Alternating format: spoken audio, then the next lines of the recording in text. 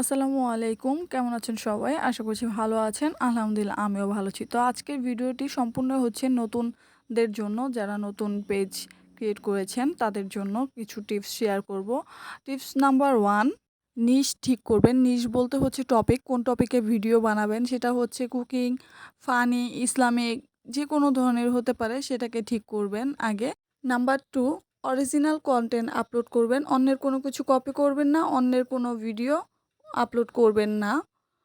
নিজের কণ্ঠে ভয়েস দিবেন, এটা সবচাইতে বেশি উপকারী। নাম্বার 3, নিয়মিত ভিডিও আপলোড করবেন, সেটা হোক পোস্ট, ভিডিও, রিলস।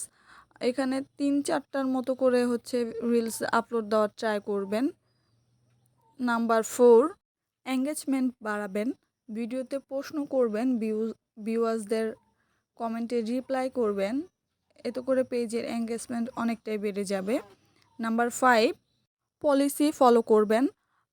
ফেসবুক মনিটাইজেশনের যে রুলস রেগুলেশন আছে ওইগুলো ফলো করবেন।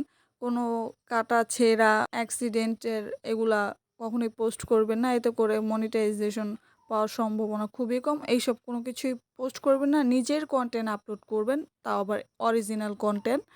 এতে করে খুব দ্রুতই ইনশাল্লাহ সফল হতে পারবেন যদি পরিশ্রম করেন আর নিয়মিত পেজে ভিডিও আপলোড করতে থাকেন। আর প্রথম ৩-৪ সেকেন্ডের ভিডিও খুবই আকর্ষণীয় করার চেষ্টা করবেন, যাতে করে মানুষ আপনার ভিডিও স্কিপ করে না যায়, মনোযোগ সহকারে আপনার ভিডিওটি দেখে। তো এই হচ্ছে 5টা টিপস শেয়ার করলাম আপনাদের সাথে।